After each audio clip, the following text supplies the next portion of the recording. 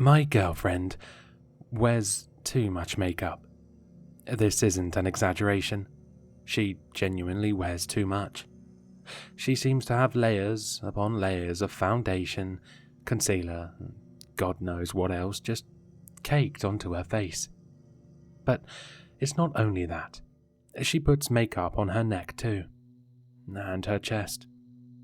It honestly seems like every part of her that isn't covered by clothing is coated with this stuff. We've been dating for almost a year now. I'm attracted to her, of course. Otherwise, I wouldn't have asked her out. However, this issue has really put a significant amount of strain on our relationship. She refuses to do any activity that could potentially ruin her makeup, and I don't just mean swimming or running. Getting caught in the rain, touching any part of her face, or kissing for any longer than 10 seconds is also banned. Now, I've tried to be understanding.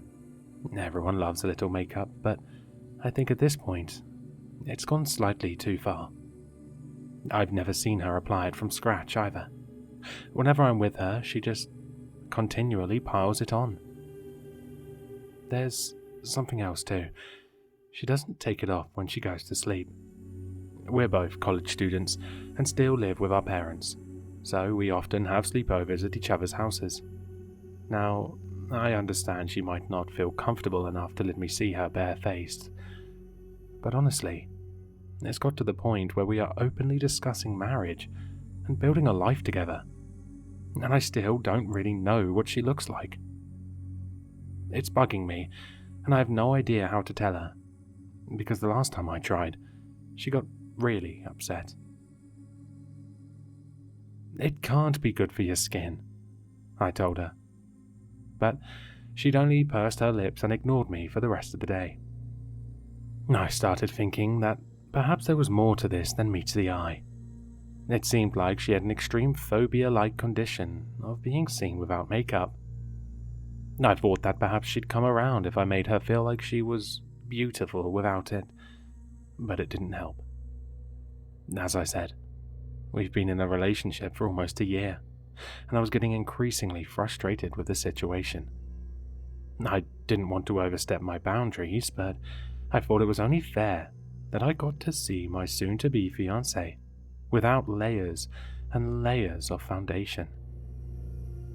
We were staying at my parents' house that particular night, and I'd stayed up a little bit later to finish some work. I hadn't exactly been planning on this, but after having a few drinks, it suddenly seemed like the logical thing to do. I was going to take her makeup off. Okay, maybe not all of it. I didn't want to run the risk of waking her up in the progress, but I truly did want to see just how beautiful she was without it. I mean, at this point, something had to give. I raided my mother's bathroom cabinet for some cleanser and cotton pads, and then snuck into the bedroom, carefully shutting the door behind me. My girlfriend was lying on her side, and even from the foot of the bed, I could see orange makeup stains on the white sheets. I walked around to her side of the bed and perched lightly on the mattress. Then, I wet the cotton pad and lightly dabbed her cheek with it. Nothing happened. I wiped a bit harder. Still, nothing. I could see the makeup coming off on the pad, but her face looked exactly the same. I took out another pad and continued the process, wiping the same area over and over. Then, I saw it. A redness had appeared under the layers. Was it acne? Was that what she had been so afraid to show me? But the more I rubbed, the more apparent it became that it wasn't acne at all. It was rugged, fleshy almost. It looked like under her makeup, my girlfriend didn't actually have any skin at all. I stared at it, my own skin prickling. What was that? It looked like flesh and muscle fused together, like one of those educational mannequins with their face split in half. Suddenly, My girlfriend shifted and opened her eyes.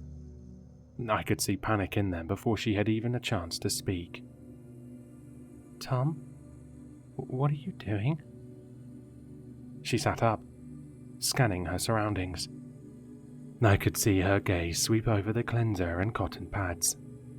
She immediately cupped her face in her hands, until she felt the patch I'd wiped off. "What have you done?" she cried, sliding out of bed in one swift motion. She ran to the mirror on the wall and wailed as she saw the damage. Then she turned to me, her eyes wide. "You didn't touch it, did you?" I stared at her.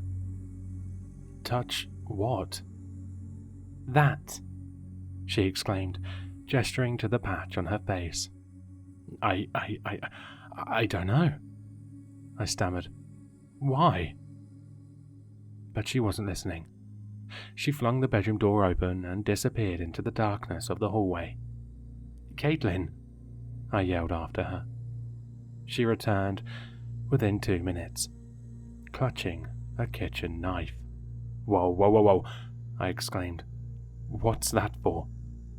"Shut up," she commanded.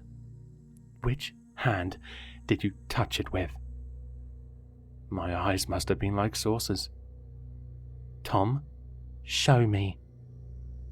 I pointed to my right hand. "All right, how long ago?" 10? My voice was nothing but a squeak. Her eyes widened. "It's too late. Your whole arm must go." I wriggled out and flew across the room. "What the hell is wrong with you?" I yelled at her. "You can't cut my arm off." She looked stern. "I have to, Tom. Otherwise the infection will spread." "What infection? What on earth are you talking about?"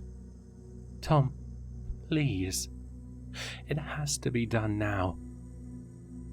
Obviously, I wasn't going to let her cut my arm off. I leaped out of the room, slamming the door behind me and fiddling with the key. I heard her screaming and banging on the door, demanding to be let out. My parents came out of their own bedroom to see what was going on, but I simply told them that we'd had an argument, and they didn't question it further. I slept on the couch that night, or, well, at least I tried to. I couldn't wrap my head around what had happened. I'd never seen my girlfriend so riled up before. She would have cut off my arm without hesitation. I could still hear her bawling upstairs. Only about an hour later did she finally quieten down and go to bed. In the morning, I went upstairs to my bedroom to let her out. I wasn't sure what to expect, so I armed myself with a knife of my own, just in case she decided to pounce and decapitate me as soon as I opened the door. But that didn't happen. In fact, my girlfriend was sitting on the edge of the bed, facing the wall. She didn't even look up as I walked in, but I could see she'd reapplied her makeup on the side of her face. "Caitlin?" Nothing. "Hello?" She turned to look at me, and her eyes narrowed. She didn't exactly look like she was ready to attack, but I couldn't be too careful all the same. "I don't think this is going to work out," she finally said. "What? Why?"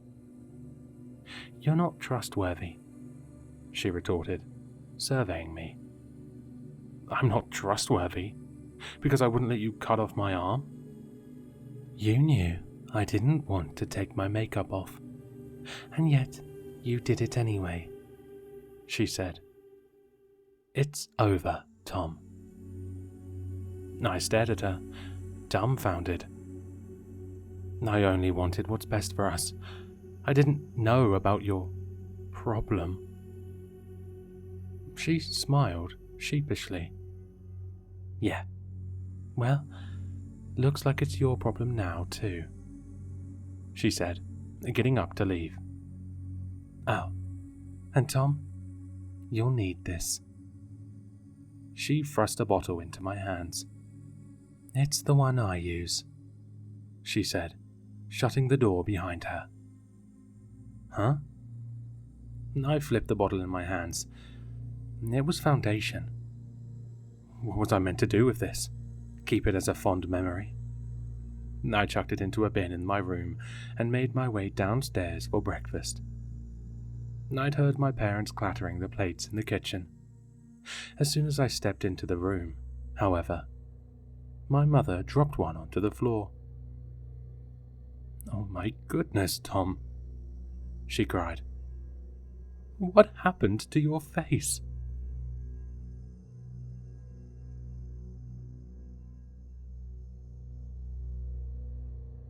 Hello, sinister listeners. If you've enjoyed this story, then you'll find all the author's information in the description below. For more content, be sure to like, comment, and subscribe to succumb to the sinister.